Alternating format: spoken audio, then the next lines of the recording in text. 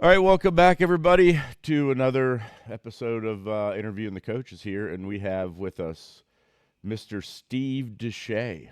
How we doing, Steve? Doing all right. Been a pretty busy off season already over here, but things are good. So it's good to see you, man. How you been? Good. Just working, and the Ducati's getting the radiator replaced at my buddy's because that whole situation was fantastic. But I was just thinking about this like earlier today and then yesterday. I was like, I've known Steve for a long time, and for the life of me, I can't remember how we met. It was funny. I was thinking about the same thing this morning because my fiance Jessica asked me. She's like, "So how did you and Ryan meet?" And I said, "Well, I mean, for a short while, we raced about the same time. I think we had some overlap racing, but I'm gonna guess it has to go back to Ohio Riders back in like That's early exactly what I was 2000. thinking. Yeah.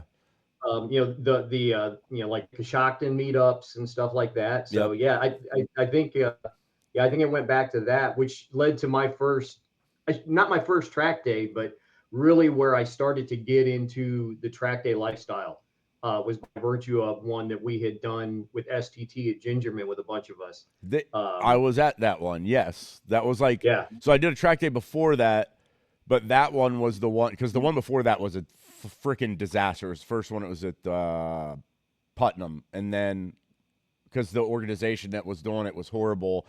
And I gave it a second shot with STT. And yeah, I must have done the same one that you did that weekend. Um, I'm I'm gonna get because we had a huge turnout yeah. from the OR group because there was well I went up there, it was me, Kevin Carpenter, and Craig went up together, and hell, like I think Brandon, Kula, and Janu were on that trip. Bowman. Um, I don't know if Bowman yeah, was on that one or not, but yeah. well I he might have been coaching with them at the time, or I don't think he was. maybe that Not was that before he early. started coaching. Yeah. Yeah, but yeah, I mean there was because I remember we did like somebody brought the banner up and Yep. we all shot pictures. And there had to been I don't know a dozen of us up there, it was a great weekend. Uh, Kevin and I were actually talking about this. He was up this way a couple of weeks back, and him and Craig were here. We were kind of waxing poetic about some old school track day stuff, and he pissed off our coach that day. It was Taya, and he broke off, did something he wasn't supposed to do, and she absolutely made him his pedigree. Because we're a bunch of novice knuckleheads, up there with our heads clean up our asses, and yeah, she took him behind the woodshed. But yeah, I would say for you and I, it's got to go back at least that far. So what was that? 2007, 2000 and Yeah, it's man, it's something been like that. forever. So I was yeah, like, at first, I was like, was it because of Tim Dobberden or not? And then I'm like, no, I'm pretty sure it was before that. But yeah, yeah. I was just thinking about that the other day, and I'm like, couldn't put my finger on it exactly what it was, but yeah. Um, so we kind of just touched a little bit on some stuff, but like the thing I ask everybody to begin with is like, how'd you get into riding motorcycles? So yeah, not to sound like there's any exclusivity to my story, but I wasn't a guy that grew up around motorcycles. Like my best friend in high school, he had one. He had an old like '83 Kawasaki LT 550, the LKZ 550, which I'm pretty sure I dumped in his driveway sitting on it once. But I didn't ride or anything like that. My dad didn't ride. Uncle that had a gold wing that I might have done a lap around the block on when I was like 7 on the back. I started riding when I was in the Marine Corps. So early to mid 1990s. My, typically we're stationed someplace down south. I was stationed in South Carolina. A bunch of guys in my shop and in my squadron all had sport bikes. In fact, one of the guys in my shop raced with Wira way back then down at Roebling Road.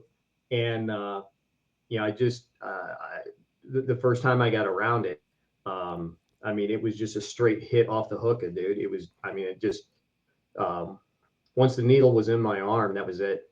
And the first bike I picked up, just being a complete knucklehead, I came back from a deployment, a bunch of cash in my hand, like some, knucklehead, 20, 21-year-old, went and bought a brand new 96 FZR 600. Like that was my first motorcycle. Was, I didn't do the smart thing and go pick up like some Yamaha Seika 2 that had been just, had a train pulled on it by every other owner before they got it or and whatnot. So go buy this brand new motorcycle, and I just rode. And at the time, my wife at the time and I were on like opposite schedules. I worked nights, she was going to school and working days. And when I had time off, I just got on the bike and rode. And I was stationed in Beaufort, South Carolina, and I would ride from there to Savannah and back 3 or 4 times a week, just putting in miles, learning how to ride.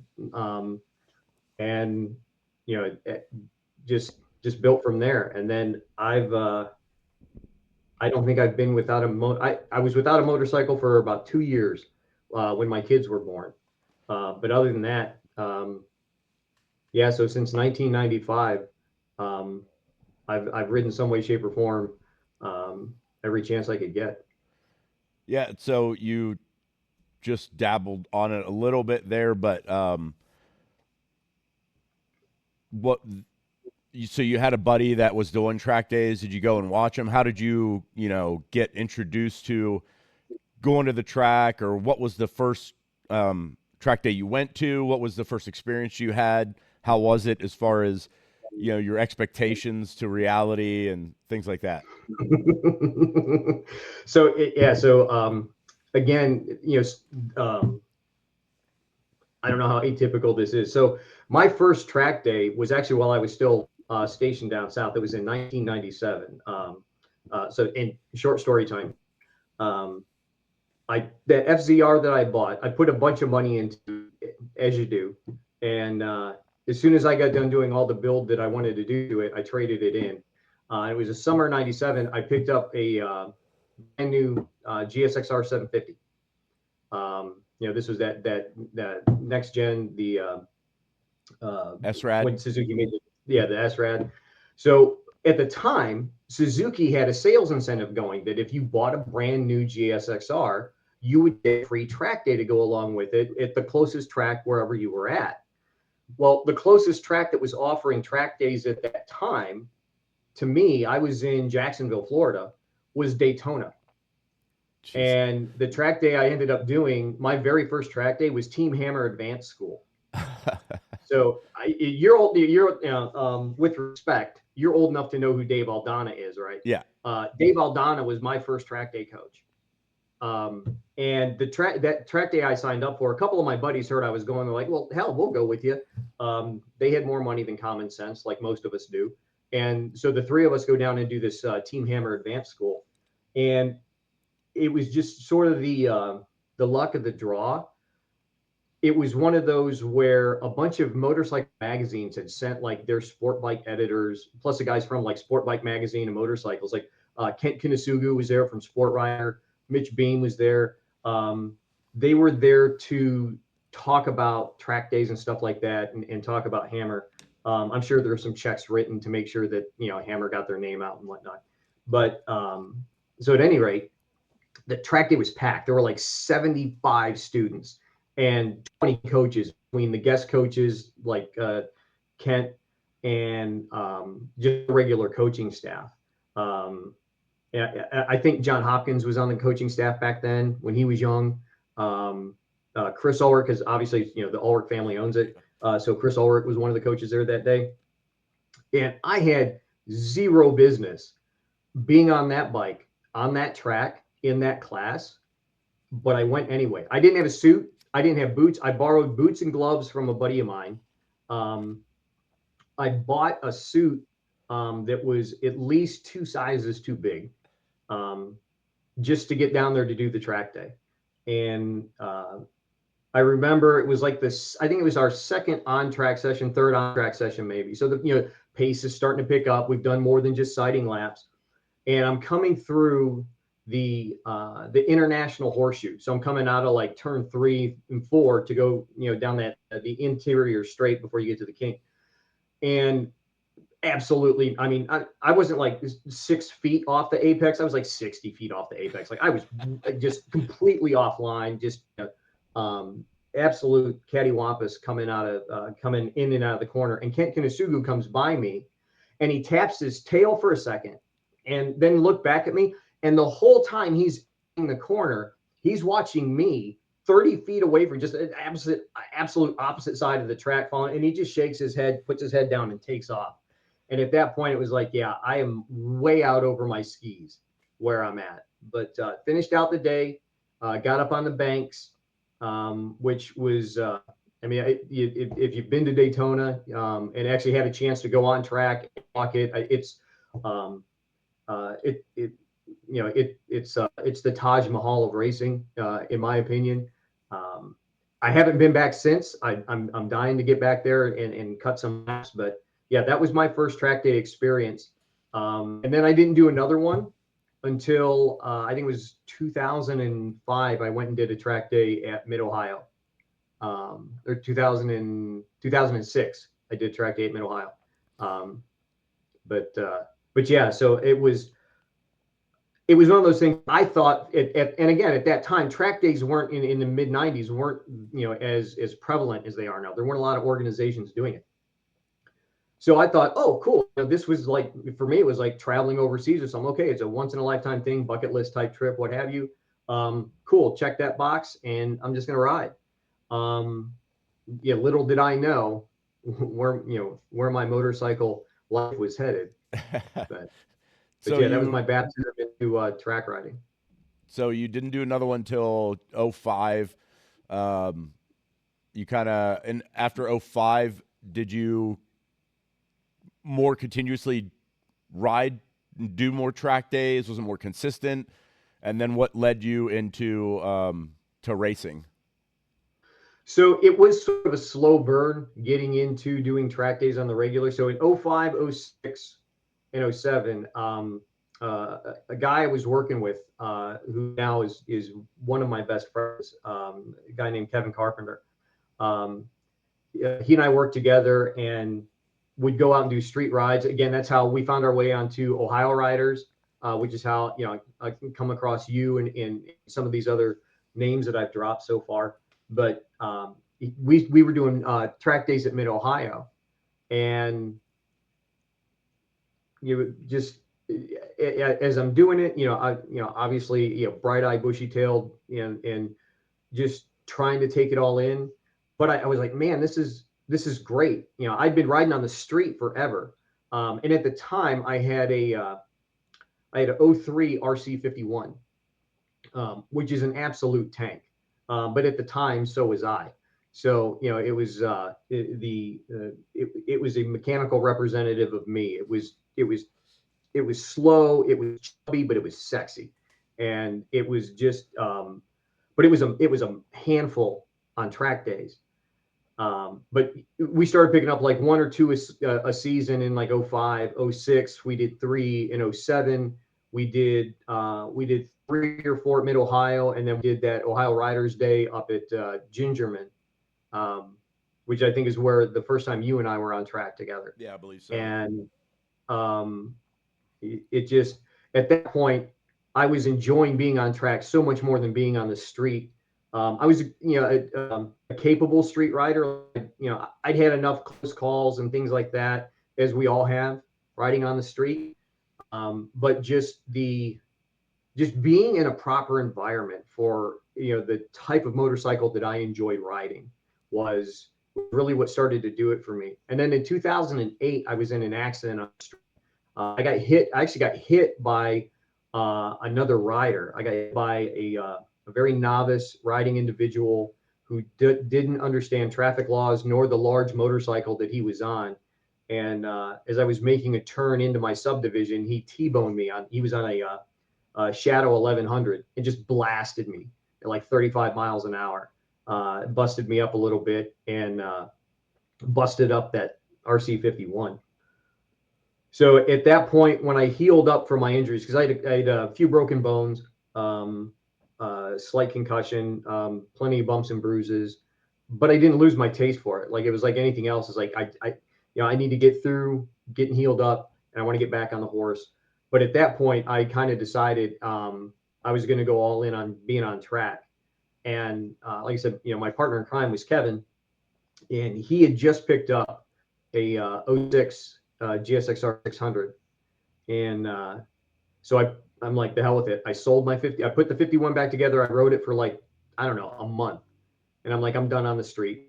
I'm just going to go straight track. So I sold the 51 to feed my track habit. I picked up a '04 GSXR 750 that was a Frankenstein bike. I did it the right way this time, going on track. Um, Built that, put it together, turned around and flipped it for an '06 Gixxer 600 close to Kevin's. And from then on out, I started doing track days. I was doing more with, I think it was with STT, and then I got hooked up with Moto Series, which was an iteration of Fast Tracks. And then I started racing in 2013, and raced from 2013 up until 2021. I think was the last time I've actually wore a number plate with purpose. Nice. So then after that, even before you get into the coaching thing, I think it's something to touch on a little bit. You worked with I forget what program it was, but helping a guy. What your role was exactly, you can tell me because I can't remember, but helping a team out in MotoAmerica for a couple of years. Yeah. In fact, it felt like a couple of years, but as I started going through my desk a couple of months ago, we're packing up some stuff, and I started working in MotoAmerica as a wrench, and really a gopher the first year or two. I was with CJ LaRoche, and he had done the privateer thing, and CJ and I were a Moto Series together for a short time. I think we were rookies the same year, and then there's those of us that are fast, and then there's guys like CJ, Gary Yankowski, Stefano Mesa, guys like that we club up with those guys, but we're not in their bracket. Yeah, that's for sure.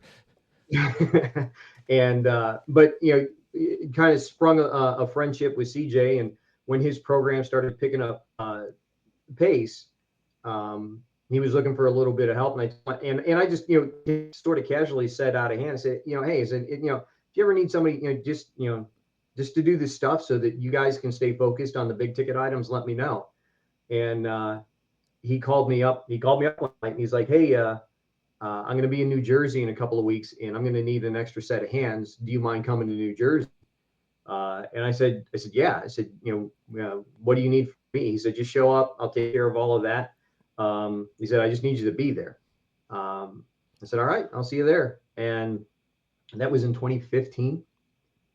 And one off weekend working for him turned into a couple the next year, and then for a couple years, I was I did not quite a full season, but I was doing 6, 7 of the 10 rounds, and it all depended on sort of like my PTO schedule and my travel schedule and things like that. Because for a while I was my job required me to travel to the West Coast frequently for work, which a couple of years worked out well, that I could make like the Laguna round and get my company to pay for my travel.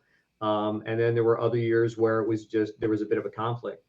Got a chance to do more and more, learned a lot, working for CJ. Yeah, I'll interject, not to interrupt you too much, but like I've only done it once for a guy. I helped out at Pitt, and good Lord, it's a lot of work.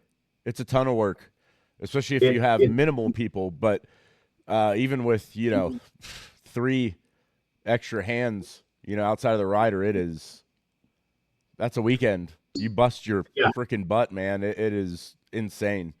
Sorry, go ahead. Yeah, it's a busy weekend if they don't put the bike on the ground. Yeah. And yeah, if you got to fix the bike, it's an even longer weekend. But along the way, like I said, I've had a very fortuitous and blessed existence in motorcycling. And, along the way, some of the other guys on CJ's team uh, did a couple of one-off MotoAmerica rounds. He's like, hey, I need a crew chief. I need somebody who knows their way around the paddock. Can you give a hand? And so I did a couple of those for my buddy Chris Murphy, another guy. I'm not in his bracket, but it was just it was experience. I learned so much more about the sport and the people behind it. That experience that is invaluable, and it's pieces that I've carried into coaching because of people that I've had the opportunity to spend time with, and just sit there and even by osmosis, let alone sitting around and ask questions and having the practical application of their answer occur in front of me in the garage. It's invaluable life experience. I will be forever indebted to CJ for letting me in the door, and then once I got in, the freedom to ask and do whatever I wanted to do for him. And then for, like I said, there's been a couple other racers I've had a chance to work for and work with.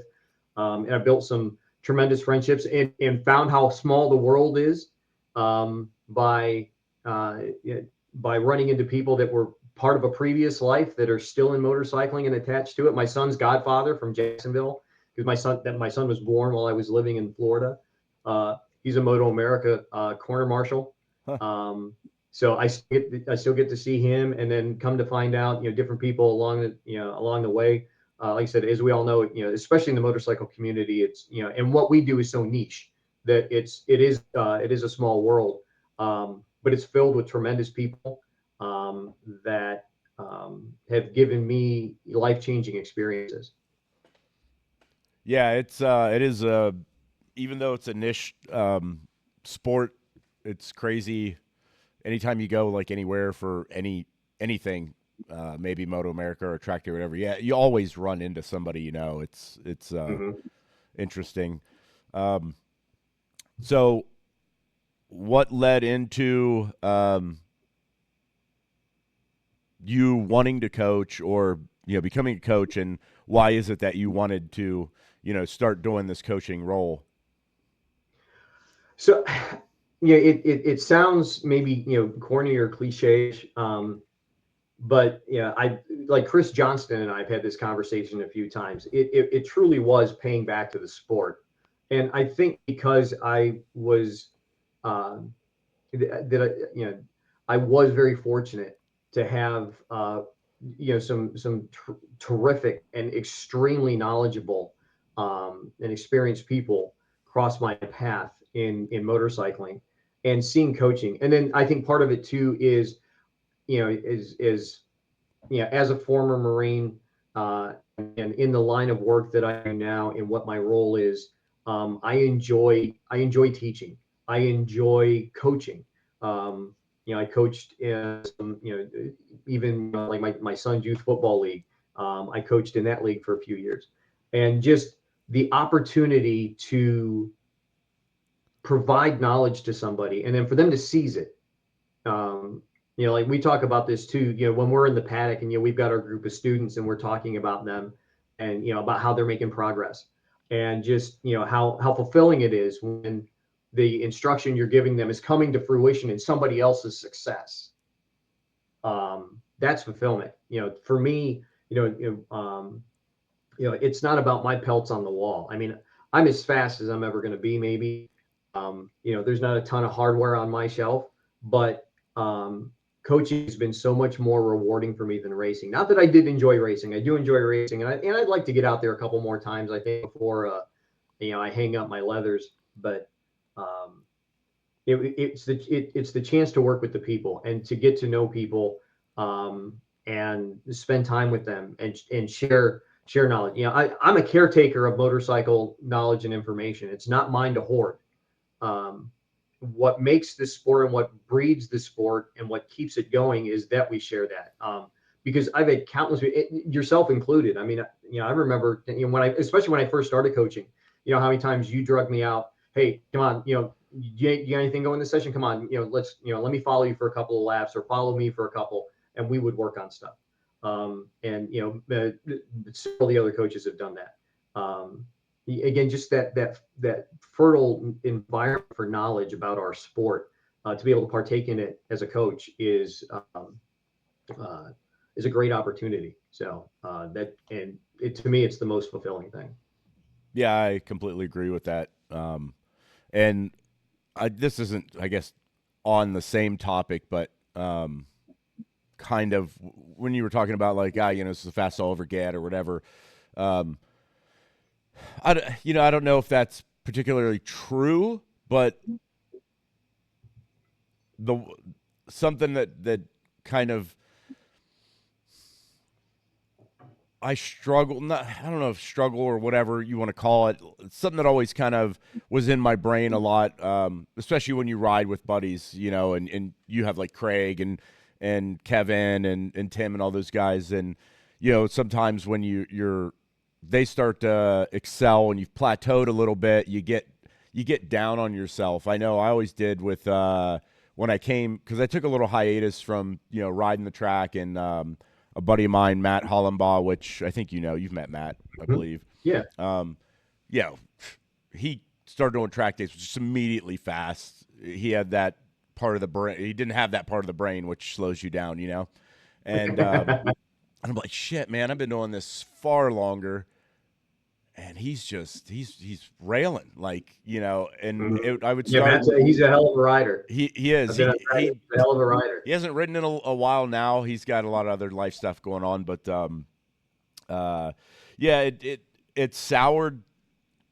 Not him. It was me. I soured my own experiences by trying to compare myself, and why am I not doing this? And I got down on myself, and it really turned my experiences like not the greatest. I would always come away from a day or a weekend or whatever and be like, I could have done better or whatever. And it came to a point where I'm like, okay, I gotta do this for me only, and I got to a point where I was like, I felt quick enough, definitely not the fastest person in the world compared to, some of the guys that you were talking about, Mesa and CJ that come in. It's another level, and there's another level on top of that, and another level on top of that. But when I got to a place where I felt like, okay, I'm comfortable and I'm having fun, there's never going to be a point where I'm the fastest. If so, I'd be in MotoGP.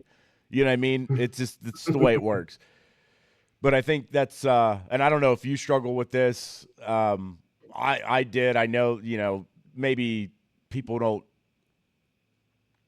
I guess, frame it in the same framework as I do, but talking to different people, some coaches too, it's a similar situation. But, I frame it as I had to just get myself in a mindset of like, and enjoy the track day. Like, it doesn't matter about getting faster. And the coaching thing helped a lot too, because it wasn't, the fulfillment I got from helping somebody far surpassed if I did a PB lap. And so that helped quite a bit. Sorry, I didn't mean to cut you off. No, you're good. I had an extremely similar experience about 3 years ago. It was right before I started coaching with Fast Tracks, but I was at a Fast Tracks track day. I was at Nelson. In fact, I was that 07 R6. You did a set of wheels for me on that. Yep. And I was on that bike. I was at the track, and I was at this plateau that this is after racing, and I was trying to get back to the kind of pace I had when I was racing. And again, I was never the fastest guy to begin with, but I've always kind of thought of myself, I'm pretty quick, but I'm not fast. And again, to your point too, there's tiers of racers, and I know what I am and I know what I'm not. But I wasn't having fun. Like, the joy of it was gone. I'm spending thousands of dollars a year to go to different track days, to go out there, and I just can't break through. And mentally it started weighing on me, and I was losing the joy. Like, I was absolutely losing, my love for the sport. I remember after one session out on track, coming back, just completely defeated. And I came in and I come into the trailer and, I take my helmet off and I throw it across the garage. And uh, Jess is with me. And we only been dating for a couple years at the time, but she was new and very supportive of the whole track lifestyle. And I told her, I said, I'm done. I can't do this anymore. I'm not, there's no joy in this for me. There's no love left in it. And she's like, and she was heartbroken for me. She's like, this has been a big part of your life for years now. And to see this, I said, I got to let go of it. And the hand of God, came home the following Monday. I listed my bike. I sold my bike. I got rid of a bunch of gear, and I thought, you know what, I'm just done. And that lasted about 2 months. And I was sitting in the garage one day, wallowing in my own self-pity, which is just the worst place to be. Oh, for sure. I was just being an absolute bitch. And I'm out in the garage and I'm like, why did I let that get to me that way? Why was I, what was it that I was chasing that, compelled me to let all of this go?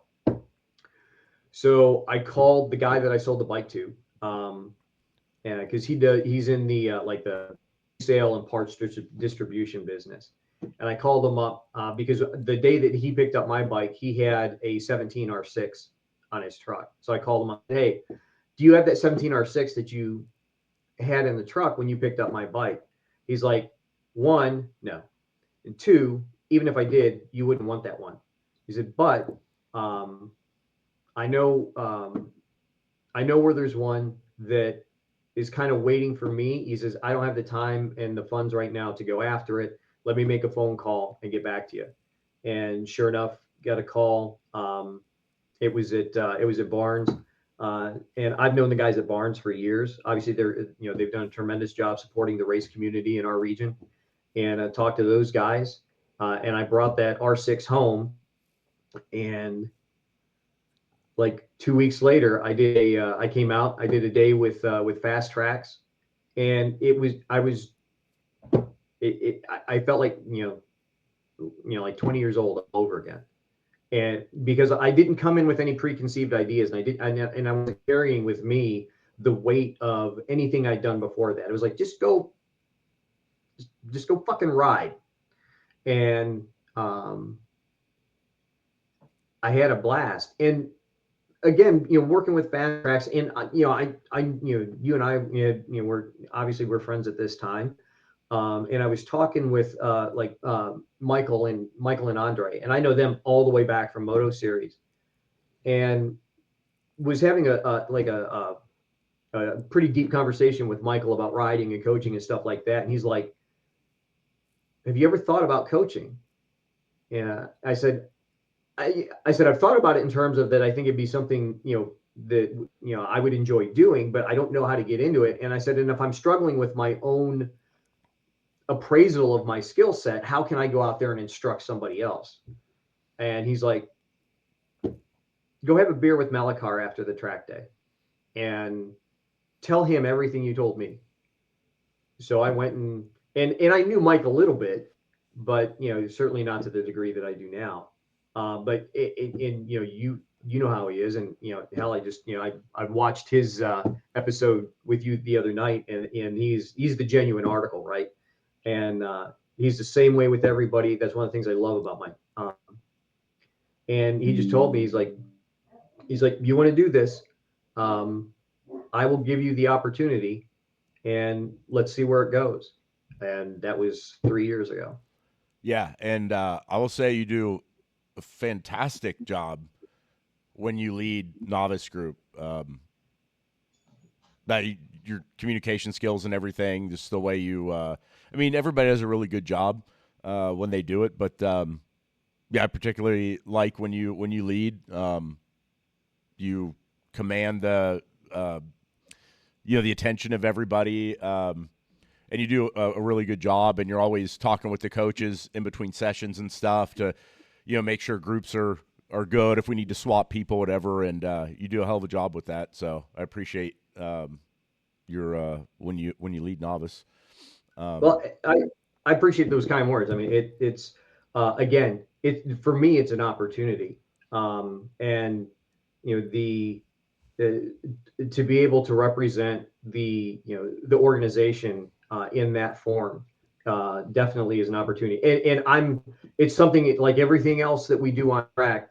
I'm still learning on. I'm still refining my ability to go in and do that. And again, that's due in large part to having been mentored by guys like Mike and guys like Tim Kiggins, that have really set a path and set a high bar on how we interact with our clients and what service we provide. Mike iterates on this all the time. Is we are a service industry, and without our clients, we have no purpose at the track.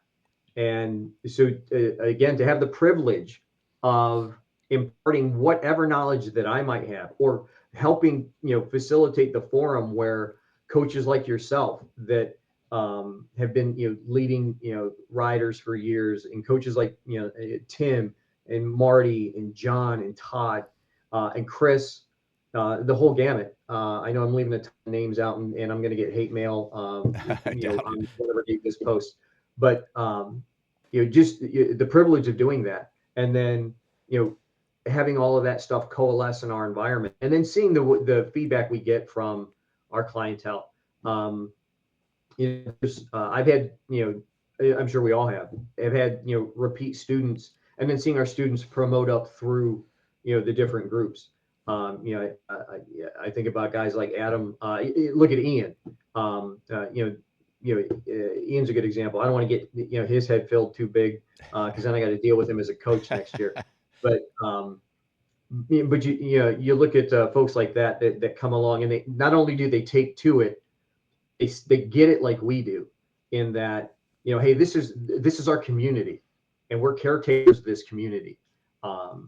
So to be able to again, to be able to be any sort of facilitator in that is a privilege for me. And one that I would happily allow anybody else that wants the opportunity to do, so that they can feel the same way about having that opportunity as I do. Yeah. Before I forget this, I wanted to kind of go back just a minute, but like when you were kind of in those in the trenches a little bit with yourself, and I think this is kind of carries on to some of the coaching aspect. I mention this quite a bit when I talk to people, our customers and stuff, especially novice. When you're getting down on yourself about things like that, I'm sure you had it. I had it, that support system from friends. And that's why, this sport is awesome. Like, even if you have guys, your buddies that are faster, they're always willing to help. And they're always like, no, come out and do another session with me and whatever. It's a mind thing. It is always mental. There's, there isn't a bike out there that you can pretty much override, because, if you tell me, whatever on this, I can show you probably somebody who can go around the track faster on that same bike. Like, I mean, a good example would be like Rocco on the 400, who did like 8s at Nelson, which is just patently absurd. Yeah. But that support system of like, no, come out, man, just come out and just ride. Like, no pressure on yourself. Just come out and have a good time and whatever. And like, I try to do that with some of the students that maybe get frustrated. And did you have that same kind of support system? Oh, 100%. Again, some of the guys that I spend a little more time frequently with.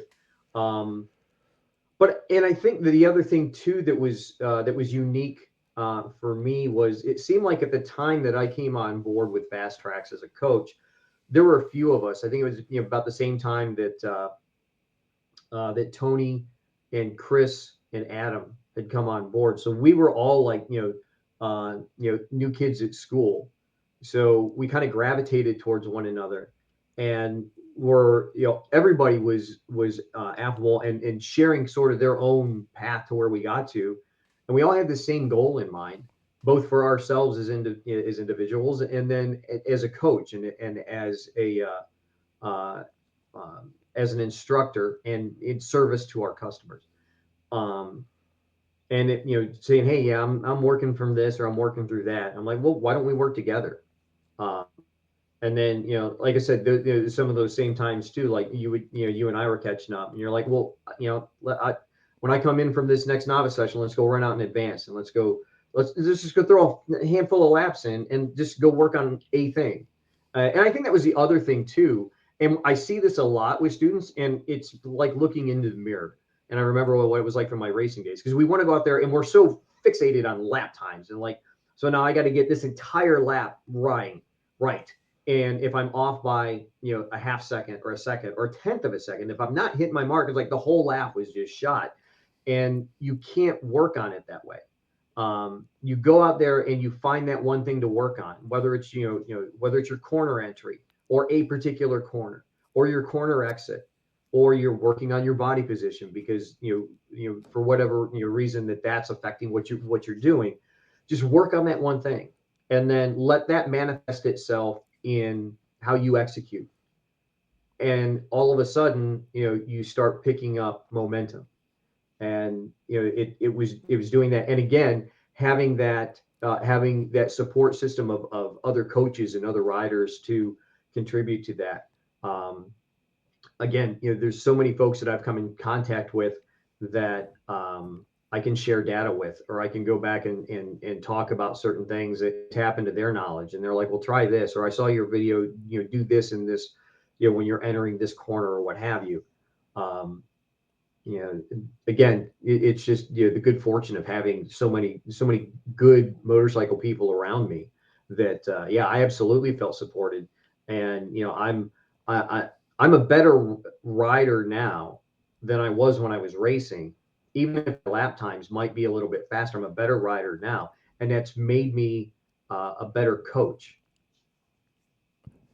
Yeah, and so something you said there kind of brings me into another question.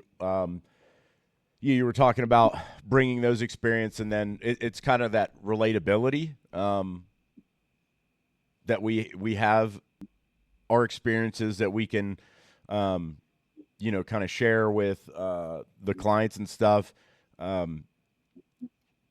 What do you think? Because you've obviously ridden with several different track organizations, and we're not going to name any whatever, but what is it that to you, from your experiences from being a rider and now a coach, although you haven't coached with other organizations, but from a rider aspect, because you've ridden with fast tracks as well, not just coached, what is it that you think that really sets fast tracks apart from all these other organizations, or something that it could just be one particular thing that fast tracks excels in compared to others, or as a whole, or whatever it may be?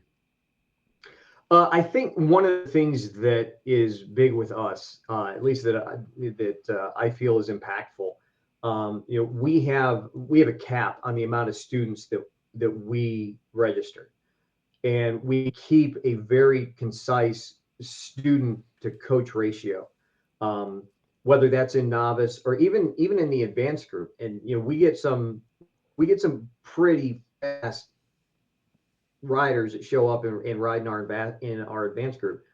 But the fact that we have such a close ratio between staff and clientele allows us to have a lot more off-track interface time to be able to talk about things to then go out on track and address. And being able to maintain that sort of dialogue throughout the course of a given track day, or even across a season, as we have repeat customers continue to come back, that maybe they were in advance, they made their way into intermediate, even if they were one of my novice students, and now when they're out in intermediate or they've gone into advanced and they're one of your students, whether it's just for a session or for the day, they decide, hey, can I hook up with you one-on-one? By just having that time to have dialogue with them, and establish that rapport. And then being having different avenues to be able to engage them. Like there's times maybe I can't reach somebody, but you can. There's a communication tether that exists between you and that particular rider that I'm not able to reach on. That none of us have the ego like, well, if I can't teach you, you can't be taught. It's the opposite. It's like, if I can't teach you, let me find somebody that can. Not, and I don't feel like there's a whole lot of that goes on, but it happens from time to time with some students. I see, you see it, most certainly with novice, just because it's such a more structured environment than the other groups. But I think again, our commitment to the service to our clients, and then the amount of time that we are able to do with them because there's such a close ratio of students to staff, makes us unique, and certainly makes a group that I'm very proud to represent and have people come out and ride with us. Is there a particular, could be student or instance or anything that really sticks out in your head, you're never going to forget, from your time coaching with Fast Track, something that just like, a highlight of your time coaching? I'm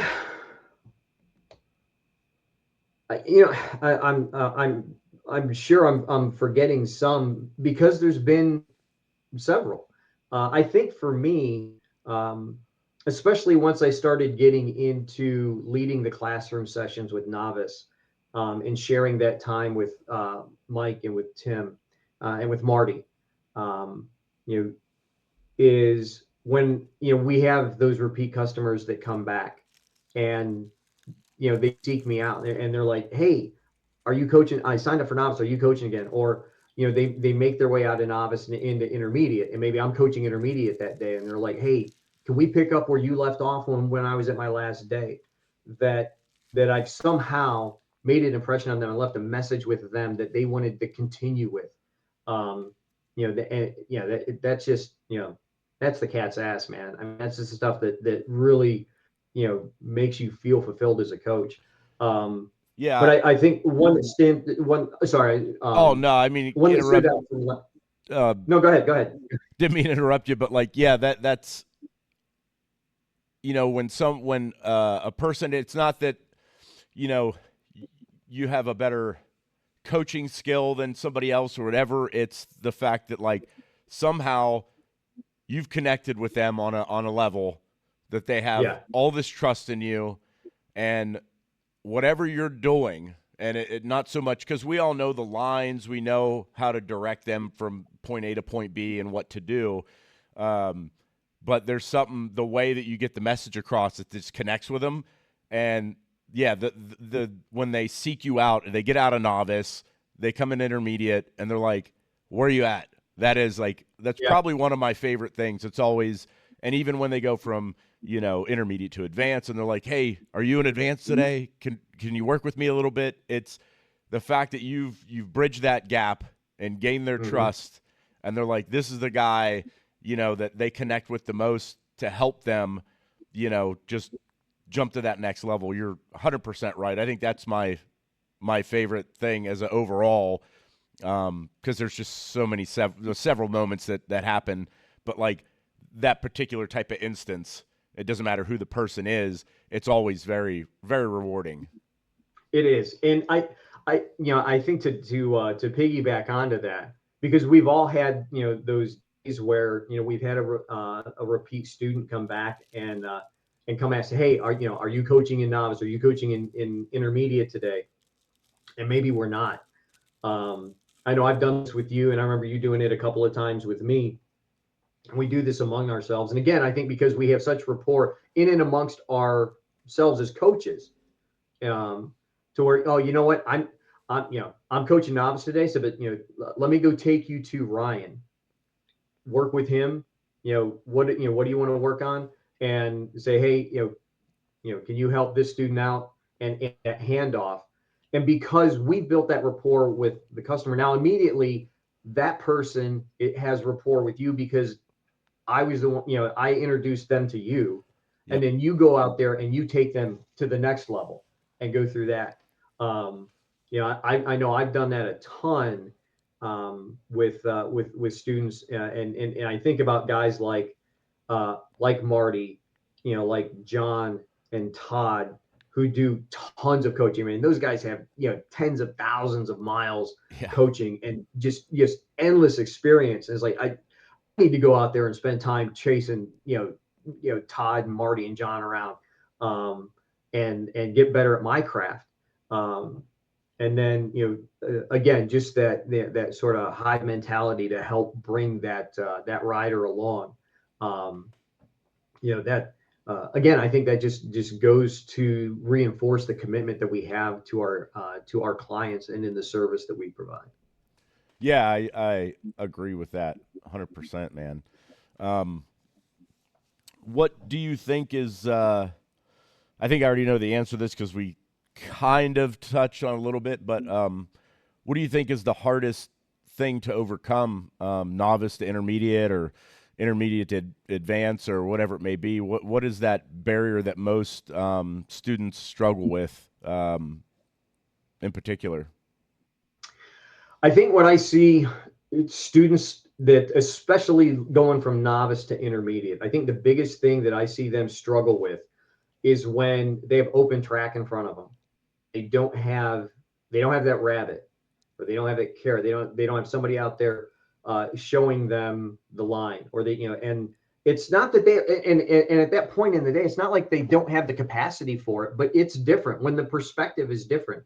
Um, because we do have quite the structured novice environment.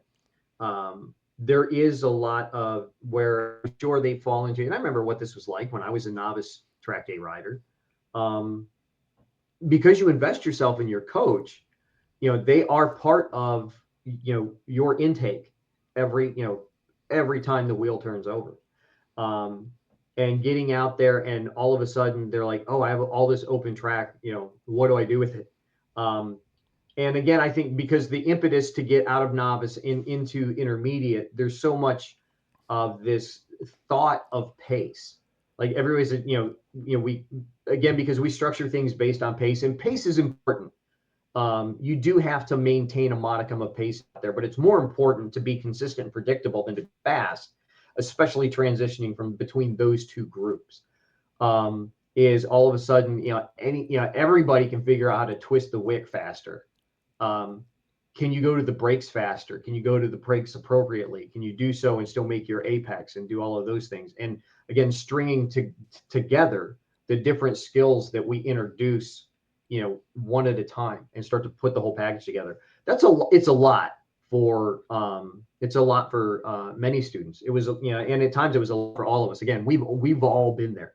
Nobody, uh, I should say, very, very few people, a fraction of a percentage of people just show up at the track and just get it right the first lap. You just, Yeah.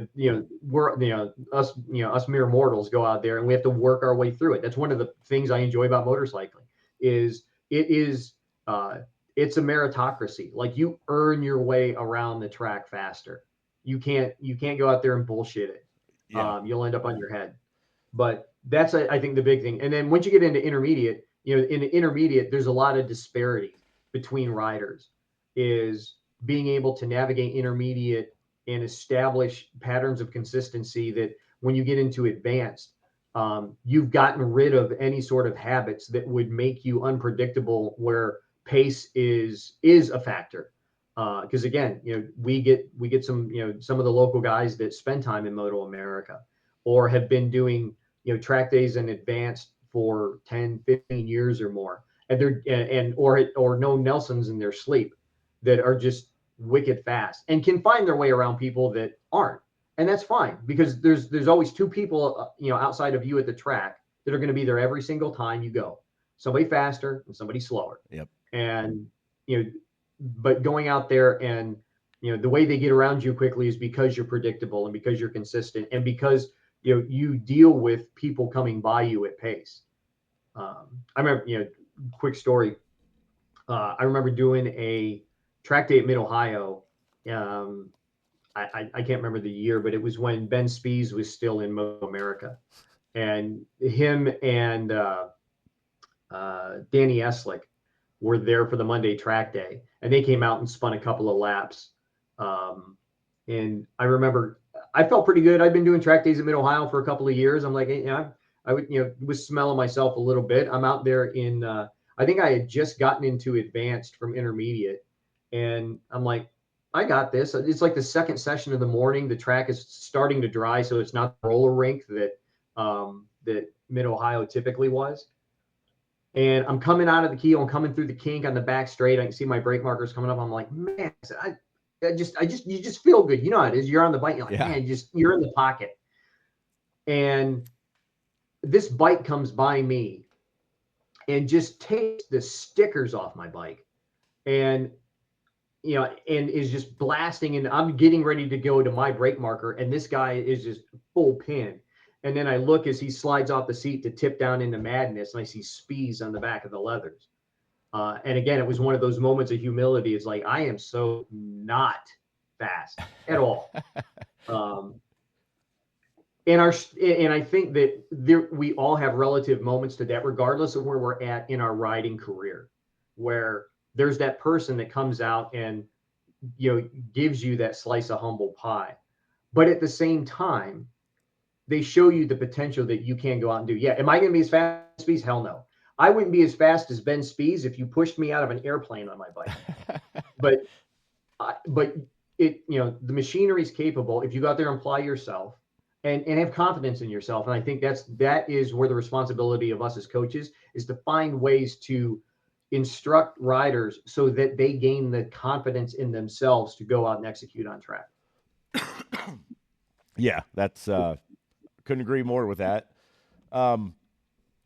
What would you say to somebody who's sitting back, they've been kind of perusing looking at the Fast Tracks group page and considering it, and maybe they're watching the videos and they're kind of on the fence if they want to jump into and do their first track day. What's something you'd say to them? Yeah, I mean, absolutely. Take the leap. Every single track day, we see such a spectrum of riders come out. There is nobody, for those prospective riders that haven't made the leap yet, haven't taken the opportunity to come out and ride with us. I can promise you, somebody who has been in your shoes at your skill level has come out and ridden with us and gotten better. And I don't say that to solely toot our horn as an organization. They got better because they took the opportunity to improve themselves. You want to go ride with somebody else, go ride with somebody else, that's fine. But I guarantee you, if you take the opportunity and invest that time in yourself and come ride with us, you are going to get people that come out and give their very best effort to share whatever knowledge they have to help you become a better, safer, faster motorcycle rider.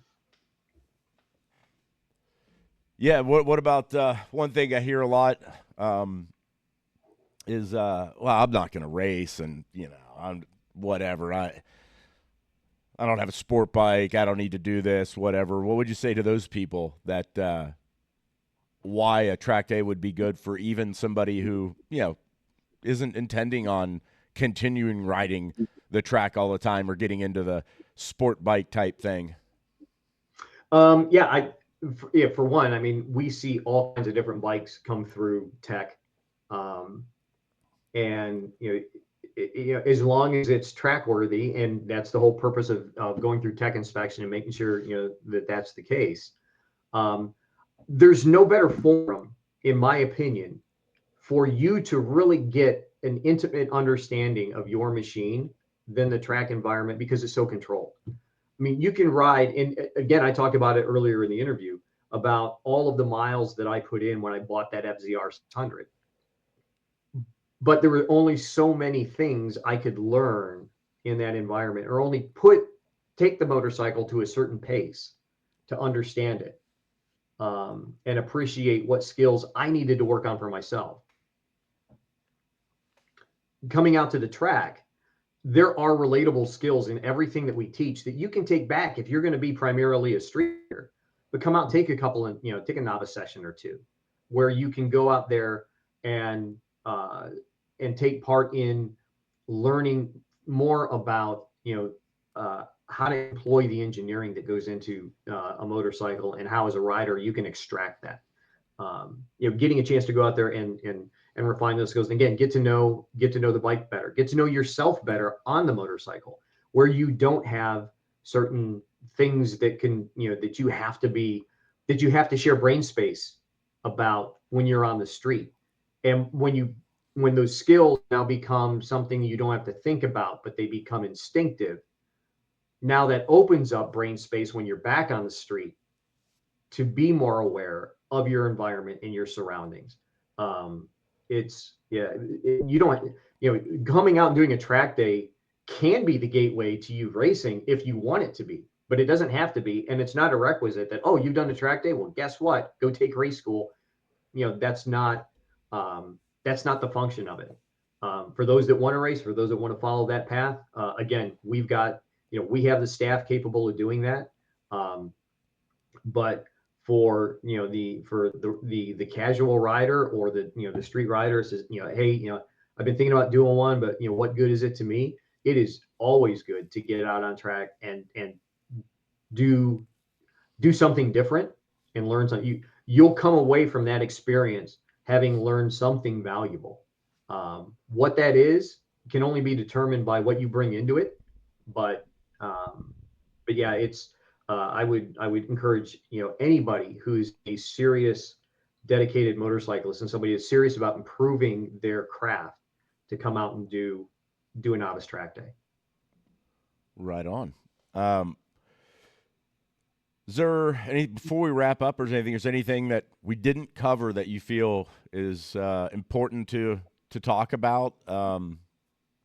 There's some questions I didn't ask, but there was a lot of good stuff that we talked about in the beginning that I felt was kind of the way things were going was a little bit more important, as far as, because haven't talked to a lot of people on the mental side of things, which we went into quite a bit, and I think is very important on stuff. But is there any other things you feel is an important topic to cover before we wrap up, or anything you want to get across to anybody or anything? No, I mean, I know we talked about a lot of different things, and yeah, I'm glad we had conversations about the mental aspect of riding, because that's, that is sort of the toughest barrier for a lot of us to break, is to get through the mental pressure we put on ourselves. I think the biggest thing is, when you come out to the track and you're coming out against other riders, people have a tendency to sort of fall into, in my opinion, fall into two groups. They're either, hey, I've been really fast and people tell me I'm fast, so I'm going to go out to the track and I'm going to prove it.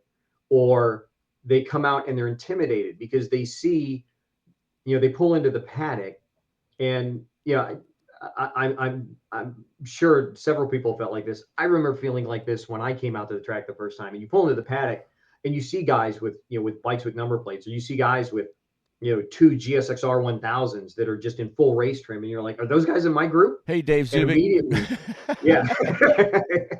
But you see, you see, this, again, this wide spectrum of stuff, and it's intimidating. So you cautiously sort of step into the arena, and now all of a sudden you don't want to get outside of your comfort zone.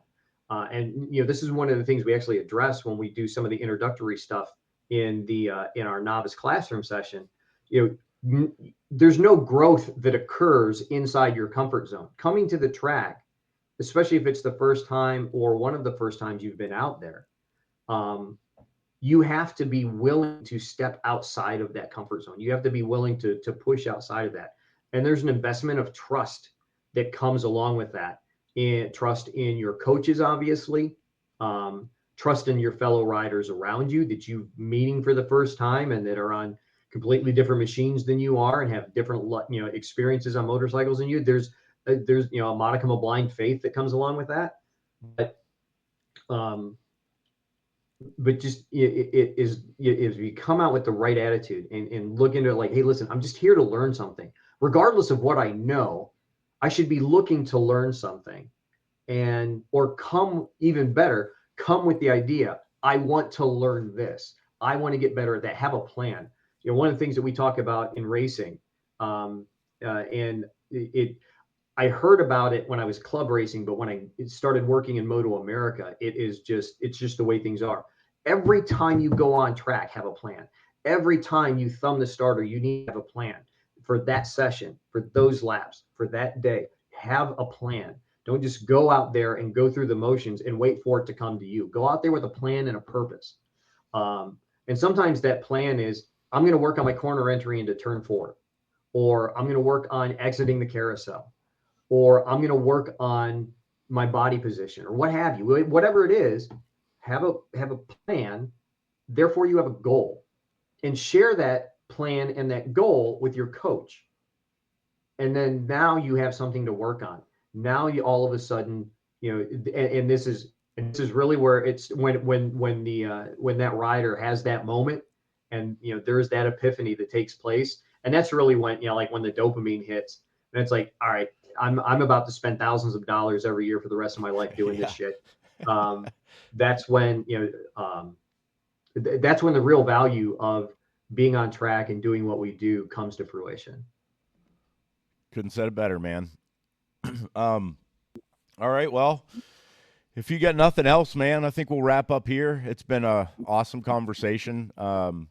Think it's enlightening for anybody that's watching it. Like I said, I think I probably should cover it more on the mental side, because it is, I mean, all the way up. It's the biggest.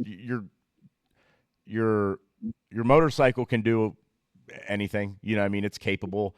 You're functionally, physically, you can do whatever, but it's always that's where everybody hits plateaus, is the mental side of things, and it can go south and end up being something that pulls you away from the sport, or it could be, if you have the right people around you, the right support system, or just the right mindset, could keep you going. And it's like we said, it's like, as long as you're enjoying being there, no matter what, that's the most important thing, is enjoying yourself, slow or fast. As long as you're having a good time, there should never be a bad day or a bad weekend at the track. So Yeah, no, for sure. I think about, real quick before I get out of your way, in, when we talk about that, like the mental aspect of stuff too, and you're right, you're 100% right.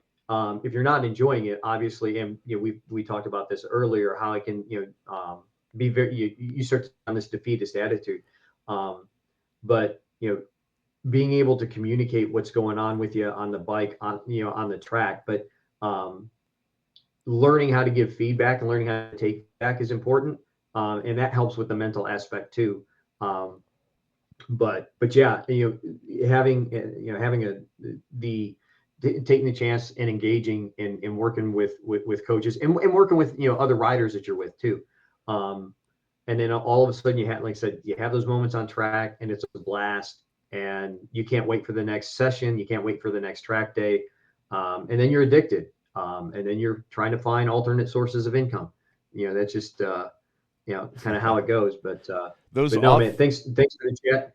Yeah, those off-track times too, or it's, to me, are like extremely important. The hang afterwards and stuff, the recap of the day, and the the support, and like, oh man, you look really good here in this corner, or you were doing this and that, and like, to me, that's always a huge part of it. Like, I love the paddock hangs, just sitting around the fire, hanging out, BSing, sharing stories from the day, what you might work on the next day, or whatever it is. Like, I love that about it, because I mean, the community's so good.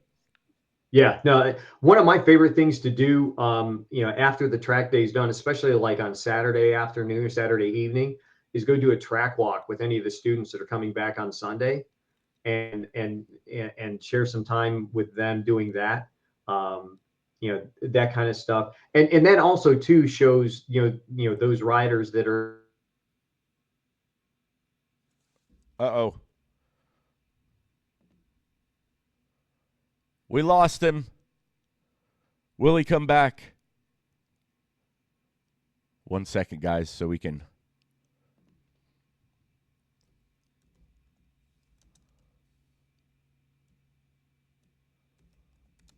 filling in some time while he's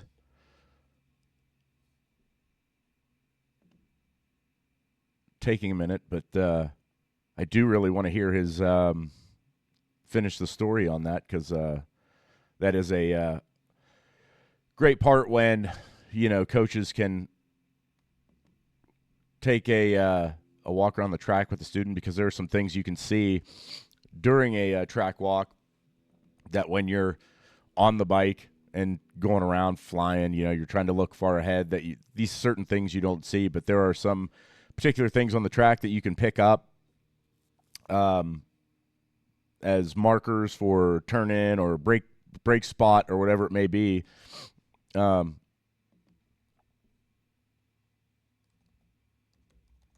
second, getting a hold of him here.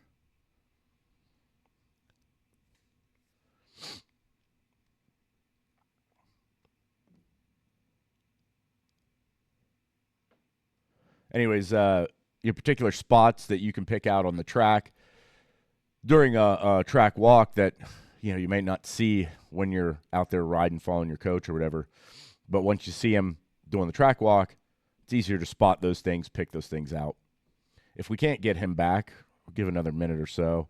We'll just wrap up. We're about at the end anyways here, but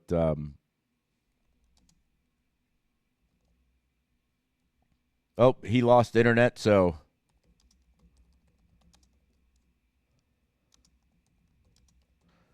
we'll just call it a day. But I appreciate everybody watching. It sucks we didn't get to hear that last little part, but we thank Steve for taking the time out to do that, and we will see everybody next time. And if you're at the track next year, go see Steve. He'll help you out. He runs a fantastic novice program when he's running it, and whenever he's out doing intermediate stuff, man, he's real good. He works with people really close.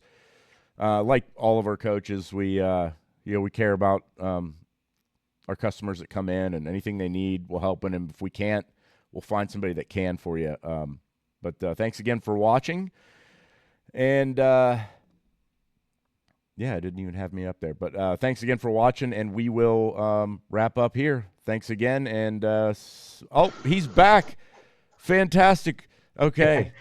I was just getting ready to shut it off, but yeah, finish your story there, and then we'll wrap up on your track walk thing. I was kind of filling in a little bit of stuff about, you know, during the track walk, you get to see some things and get to be pointed out some things that you may not be able to see on track when you're following your coach or going at speed. But go ahead.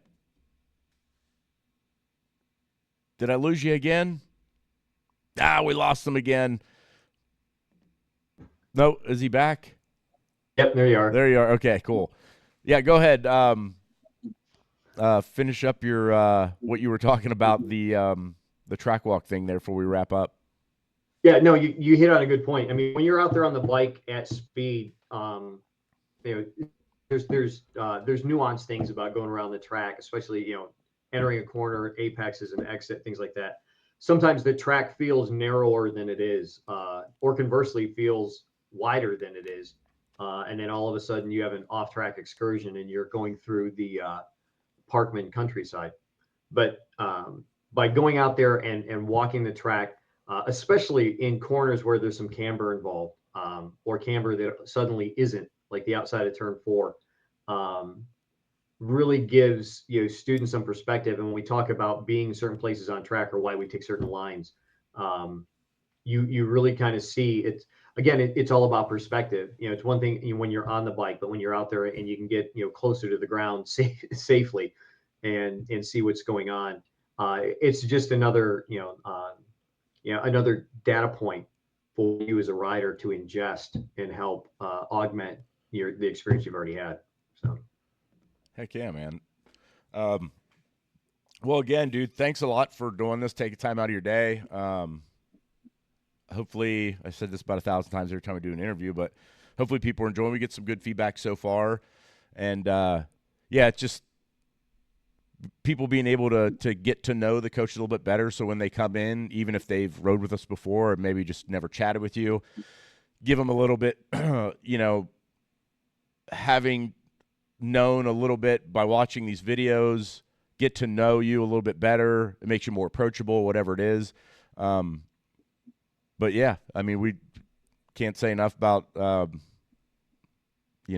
what you do for Fast Track. So I appreciate that greatly. And thanks again for doing this. Oh man, my pleasure. Like I said, thanks for having me. I've seen all of the ones that have made their way to the street so far. I've enjoyed it. Hell, it's helped me get to know, some of the coaches, even, that much more better. Wow, that is terrible English. It's good thing my mom wasn't here to hear it. No, and like I appreciate the effort you're putting into this, Ryan.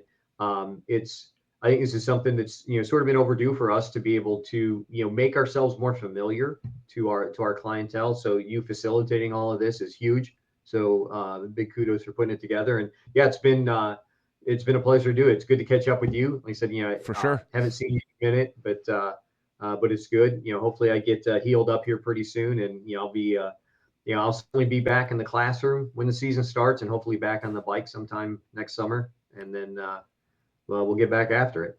Yeah, can't wait, man. And hopefully, I don't know if we're gonna do like a coaches meetup thing like they did last year, which I didn't make, but if we do, then I'll see you then and try to keep in touch a little bit better. But again, thanks, and we're gonna wrap up there. So thanks for everybody for watching, and yeah, this one will be out in a couple weeks or so, but we will see everybody next time. Thanks. Bye. Good.